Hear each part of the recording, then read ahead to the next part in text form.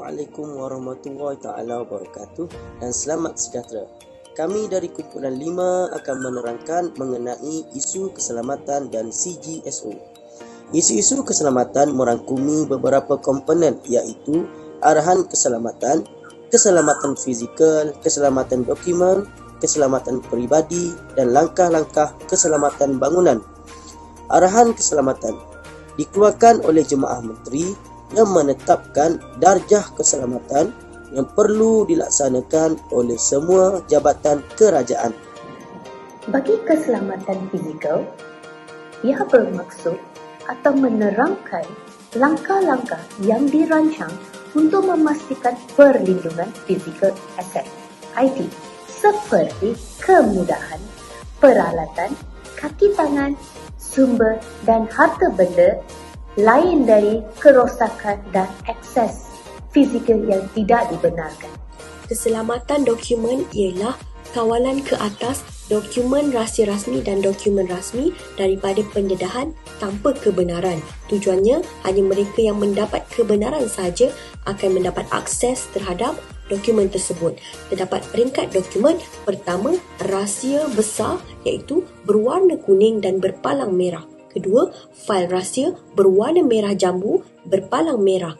Ketiga, fail sulit berwarna hijau. Dan keempat, fail terhad berwarna putih. Keselamatan perlindungan peribadi merupakan salah satu komponen penting yang perlu diterapkan oleh setiap anggota perkhidmatan awam. Hal ini bertujuan untuk memastikan tahap kesetiaan dan juga kejujuran mereka. Kaki tangan kerajaan yang didapati telah membocorkan rahsia rasmi kerajaan merupakan salah satu ancaman kepada keselamatan dan juga kestabilan negara. Oleh itu, pendakwaan di bawah Akta Rahsia Rasmi 1972 atau tindakan tata tertib boleh diambil di dalam semua kecuaian, kelalaian dan juga pelanggaran keselamatan. Keselamatan bangunan. Pertama, lihatkan jalan keluar masuk. Yang kedua, memperhatikan tingkap pintu dan mengekatkan dengan kunci keselamatan. Yang ketiga, memperhatikan benda dan simen. Yang keempat, memasang alat tabis bunyi. Yang kelima, menyediakan tempat dan bilik keras. Yang keenam, mewujudkan perkhidmatan pertolongan keselamatan.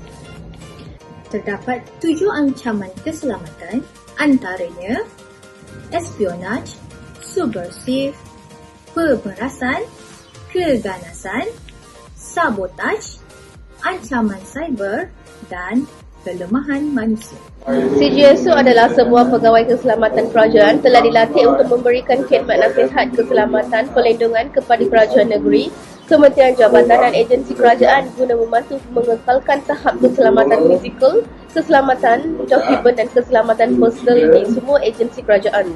Tugas ini bertujuan untuk melindungi terhadap sabotaj serta daripada kebocoran maklumat tanpa kebenaran daripada semua jabatan dan agensi kerajaan.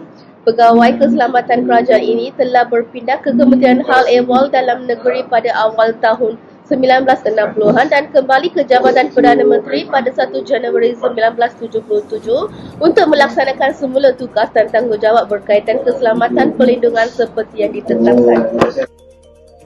Objektif penubuhan pejabat KPKK ialah untuk menjadi pusat rujukan kepada semua isu berkenaan keselamatan perlindungan meliputi keselamatan fizikal, dokumen dan personal di samping mengubah, mengeluarkan dan menentukan dasar keselamatan perlindungan untuk dilaksanakan dengan sempurna. Sekarang, marilah kita melihat fungsi CGSO. Yang pertama, ia berfungsi sebagai pengubah dasar yang berkaitan pengurusan keselamatan perlindungan. Yang kedua, ia menangani sebarang ancaman sabotaj yang boleh menjejaskan fungsi kerajaan dan kepentingan negara.